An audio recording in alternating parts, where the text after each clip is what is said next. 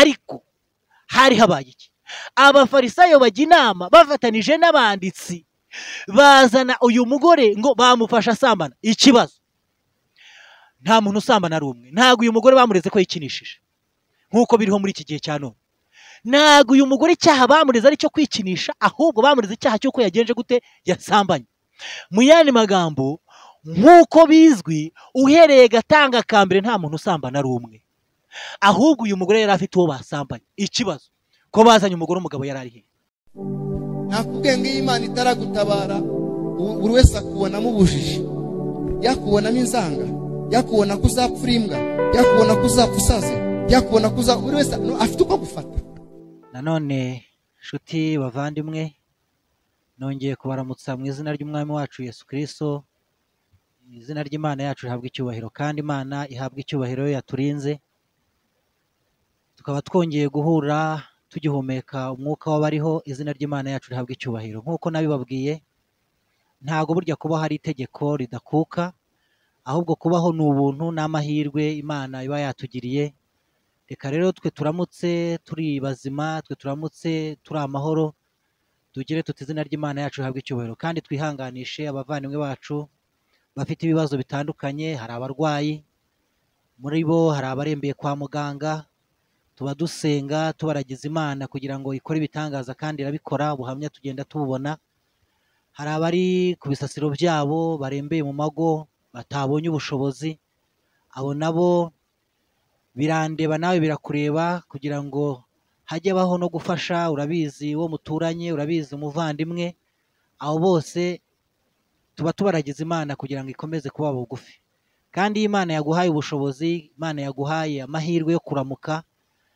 Narabibabwiye, ntago Imana iturindira kugwiza imyaka y'ubusaza, nk'uko n'ubundi byanditswe byera bivuga ngo itwihanganira idashaka ko hari n'umwe warimbuka. Burya rero iyo yakurinze, burya iyo yaguhaye ubushobozi, aba ari ukugira ngo ugire icyo ukora, kugira ngo n'uwo mugenzi wawe hari icyo Imana ikora, kuko iba yamaze gukora ibyayo ndetse yarabirangije. Ariko hari n'undi mwanya yaduhaye natwe ngo tugire icyo dukora kuri bagenzi bacu. Reka nsuhuze rero abari iburasirazuba, nsuhuze abari iburengerazuba, amajyepfo n'amajyaruguru ndetse n'umujyi wa Kigali. Nsuhuze abari hanze y'igihugu batwumva bari hanze, ndabizi ko hari benshi kandi badukurikirana. Imana ikomeze no kubaha umugisha mwese. Mwese rero ndabaramukije mu izina rya Yesu. Imana ibaha umugisha. N'ubundi nk'uko bisanzwe muri kumwe n'umuvandimwe wanyu Habineza Asiyeri. Dukomeje cya cyigisho cyacu twatangiye. Uyu munsi tugeze ku gice cyacyo cya gatatu, muri cya kibazo kitubaza ngo abanyabyaha dupfa iki? Abanyabyaha ni kuki tudasenyera umugozi umwe? Mu yandi magambo, muri iyi ntambara turwana n'icyaha, kuki tutayifatanyirije hamwe ngo dusenyere umugozi umwe? Icyo kibazo nkomeje kukibaza, nawe ukibaze, ariko nta n'ahandi tuzabona igisubizo uretse mu byanditswe byera. Twatangiye tugenda twifashisha ingero z'abatubanjirije. Ngira ngo tutangira twabonye muvandimwe wacu Yuda, uburyo yasambanije mukazana we, aba ari we wa mbere utanga itegeko ryo kumutera amabuye cyangwa se kumwicisha, kandi ari we wabikoze. Mu cyigisho cya kabiri twabonye umuvandimwe wacu nanone Herode Antipa ndetse n'umugore we Herodiya, uburyo bicishije nanone umuvandimwe wabo Yohana Umubatiza, agacibwa igihanga nta cyaha yakoze, ahubwo aziza ko yatanze inama. Ni ukubera iki muri iyi ntambara y'icyaha ukugiriye inama, ugusanze, ukweretse ko wayobye, ubona nta wundi mwanzuro wafata uretse wo kumugambanira, uretse wo kumwicisha, uretse wo kumufungisha, uretse wo kutumva umuburo n'impanuro aguhaye? Icyo kibazo turacyakomeza kukibaza, tuzakomeza kukibaza rero, ariko ntago tuzarangiza turi mu bibazo gusa, ahubwo ijambo ry'Imana n'ubundi rizaduha igisubizo ry'igikwiriye. N'ubundi rero tugiye mu gice cyacyo cya gatatu. Reka mbere yuko dutangira nk'uko bisanzwe tubanze twiragize Imana. Data wa twese uri mu ijuru, turacyagushima kuko uri uwo gushimwa, izina ryawe rihabwa icyubahiro. Mu by'ukuri kuko uri Imana yihagije, ntabwo icyubahiro cyawe kigira kubera ko twabivuze, nubwo tutabyemera. Abamarayika barahagije, nawe ubwawe urihagije kuko icyubahiro cyawe nta wundi ugikesha. Ariko rero turagushimiye ko waduhaye ubwemererwe kugira ngo natwe tube muri bamwe bahamya icyubahiro cyawe. Aka kanya rero turagihamije, izina ryawe rihabwa icyubahiro. Tugushimiye twe warinze, tukuragije abavandimwe bacu bafite ibibazo bitandukanye hirya no hino mu mpande enye z'iyi si. Hari intambara hirya no hino, ni wowe urambura ukuboko ugakiza intambara, ni wowe urambura ukuboko ugatanga amahoro. Abo bose turabakuragije kugira ngo babere ibyiringiro. Tukweretse abari kwa muganga barwaye ndetse n'abari mu mazu y'imbohe, ubasange. Abazize ibyo bakoze ubahe kwihana no guhindukira ko ari wowe utanga imbabazi. Abarengana kandi ni wowe ubasha kurenganura. Kandi iri jambo tugiye kwiga turarikuragije kugira ngo tubere umusobanuzi muri ryo. Ibitabasha kumvikana wowe byumvikanisha mu matwi ya buri wese. Tubisabye Imana mu izina rya Yesu, amen. Turacyakomeje muri cya kibazo, kuki abanyabyaha tudasenyera umugozi umwe? Umunyabyaha apfa iki na mugenzi we? Icyo kibazo dukomeza kukibaza kuko niho ruzingiye, niho hari insinzi cyangwa se niho hari insiriri ibujije iyi si yacu amahoro. Niho hari insiriri itumye nje nawe tutabasha kumvikana. Niho hari insiriri itumye abavandimwe tudahuza. Niho hari insiriri itumye umugore n'umugabo badahuza. Niho hari ikibazo itumye ibihugu bidahuza. Niho hari insiriri itumye abanyapolitike batabasha gusenyera umugozi umwe. Nuko abanyabyaha Satani yatubibyemo imbuto yo gutuma tutabasha kumvikana. Ariko insinzi irahari kandi nta handi iri mu ijambo ry'Imana. Reka twihuse kugira ngo tudatware umwanya munini, turebe mu gitabo cya Bibiliya mu butumwa bwiza uko bwanditswe n'umugaragu w'Imana Yohana. Ngira ngo Yohana ni umwe mu ntumwa za Yesu. Mu butumwa bwiza rero bwa Yohana mu gice cyaho cya 8 hari igitekerezo tuhasanga. Kuki abanyabyaha tudahuza? Kuki abanyabyaha dukomeje kudasenyera umugozi umwe? Kuki umunyabyaha ari uwafashwe utaragaragara akaba ari umwere? Ngira ngo nabahaye urugero rwa sogokuruza wacu Adamu twese dukomokaho. Iyi ngorane dufite nawe icyaha akimara kucyakira muri we yarayigize. Mbere gatoya yuko akora icyaha cyangwa icyaha kimwinjiramo, na cyane cyane ko Adamu burya ntiyakoze icyaha ahubwo yamize icyaha. Mu yandi magambo, Adamu ntago yakoze icyaha ahubwo yarakimize kimubamo. Kandi iyo kamere y'icyaha buri wese arayivukana. Icyaha ntago ari umuturanyi wacu, icyaha ntago ari umuvandimwe wacu, ahubwo icyaha ni jyewe, kuko kamere y'icyaha ndayivukana. Urugero, iyo umwana avutse nyuma y'iminsi mikeya, ntago ndabona umubyeyi wigisha umwana we gutukana, ntago ndabona umubyeyi wigisha umwana we kumuruma, ariko umwana atangira kumera amenyo, agatangira kuruma ibere rya nyina, kuko kamere y'icyaha iri muri we. Mu yandi magambo, ntago icyaha ari imbuto twera, ahubwo icyaha ni igiti cy'umwimerere kiri muri jyewe, kiri muri nawe. Icyo ngicyo turakivukana. Abavandimwe bacu babiririmbye neza, baririmba ku mubyeyi Mariya, ku bamwemera. Uretse ko nta impamvu yo kutamwemera ku mpamvu runaka, reka kumwemera mu buryo runaka, ariko nta nubwo uzamurira kumwemera ko ari umukobwa witwaye neza. Barimye ngo icyaha cy'inkomoko ntago yigeze cyokozwaho, ariko nabo bari barebye ku ruhande rumwe, kuko Mariya yavutse nk'uko nanjye nawe twavutse. Nagira ngo mbereke ko icyaha ntago ari imbuto. Iyo ushatse kurwanya icyaha nk'imbuto zacyo, ukarwanya icyaha nk'ubusambanyi, ukarwanya icyaha nk'ubujura, ibyo ni nk'uko watera avoka yakwera imbuto zibishye, ugasoroma imbuto zose ukazijugunya, n'ubundi niyongera kwera izera za zindi. Ariko nidukomeza kwiga neza tuzabona icyaha icyo ari cyo, kuko icyaha si imbuto, ahubwo icyaha ni kamere yanjye nawe. Reka rero twihute dusome bwa butumwa bwiza uko bwanditswe na Yohana mu gice cyaho cya 8. Turahasanga igitekerezo kivuga ngo umugore wafashwe asambana. Ngira ngo nge nawe wenda igitekerezo twaragisomye, ariko reka twongere tukimbikemo gakeya.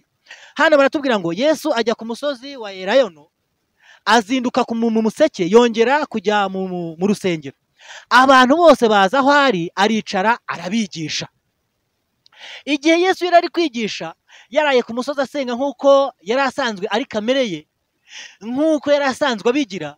Igihe yari amaze avuye ku musozi, yicara ari kwigisha, abantu bose baricara bamutega amatwi, kuko yari umwigisha mwiza muri icyo gihe. Ku murongo wa 3, abanditsi n'abafarisayo bamuzanira umugore bafashe asambana, bamuta hagati, baramubwira bati, mwigisha, uyu mugore bamufashe asambana. Abanditsi n'abafarisayo, tuzirikane ko abanditsi n'abafarisayo bari abayobozi b'itorero muri icyo gihe.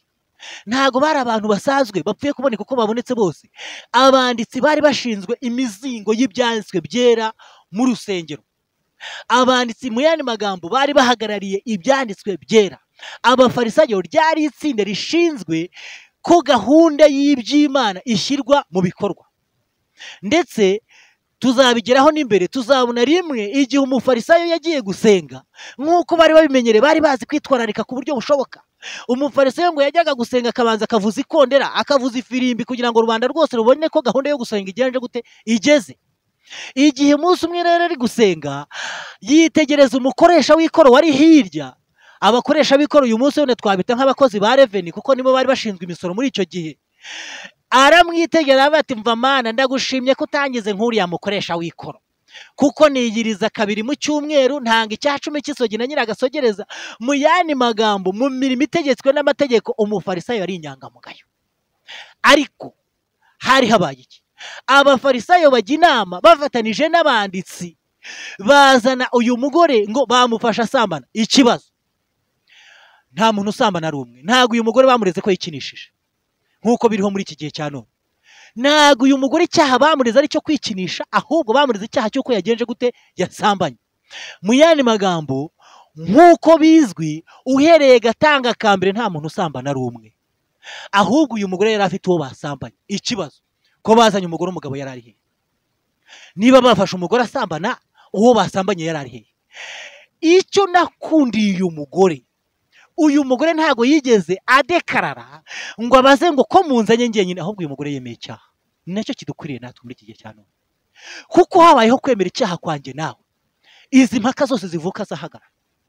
Izi mpaka dufite haba mu madini, aho tuherere, buri wese mu ideni arimo, buri wese muri sosiyete arimo, izi mpaka zahagarara.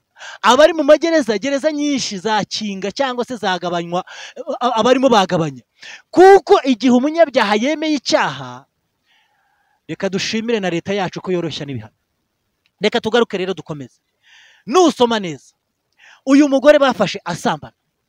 Iyo twize ibyanditswe neza, dusanga nta n'itegeko ryamuregaga. Bitewe n'iyihe mpamvu?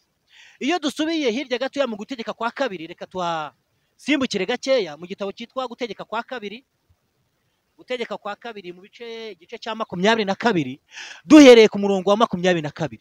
Hari uburyo Imana yari yatanze itegeko ry'abazaterwa amabuye bafashwe basambanye.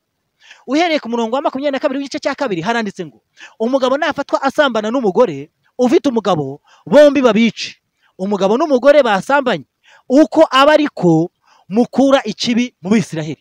Umugabo n'umugore bafashwe basambana, mu yandi magambo, umugabo ufite umugore we n'umugore ufite umugabo we bagafatwa basambana, bombi baterwe amabuye. Ikibazo, Mariya uyu nguyu batuzaniye umugore berekanye ahangaha muri Yohana mu gice cya 8, yari umugore wande? Bibiliya itwereka neza ko uyu mugore yari asanzwe ari maraya. Niba ari maraya, nta mugabo yari afite.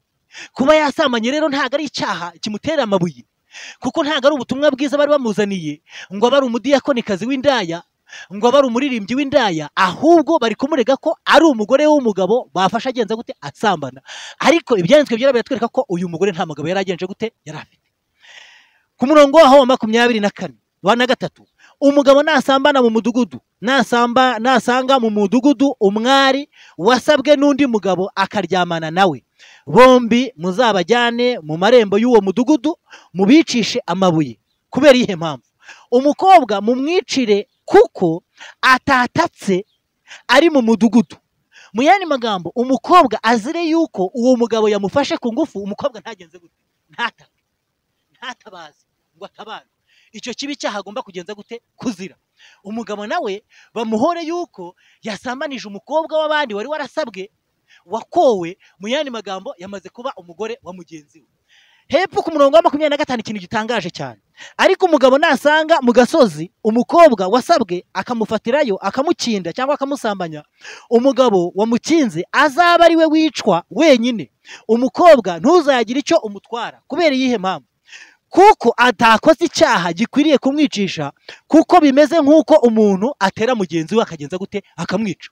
Mu yandi magambo, umukobwa wasanzwe mu ishyamba ari gutashya cyangwa ari gukora indi mirimo ye, agafatirwayo, ntabwo uwo mukobwa yari yemerewe guterwa amabuye. Ikibazo, Mariya uyu nguyu wo muri Yohana igice cya 8 tuhagaruke, agiye kuzira iki?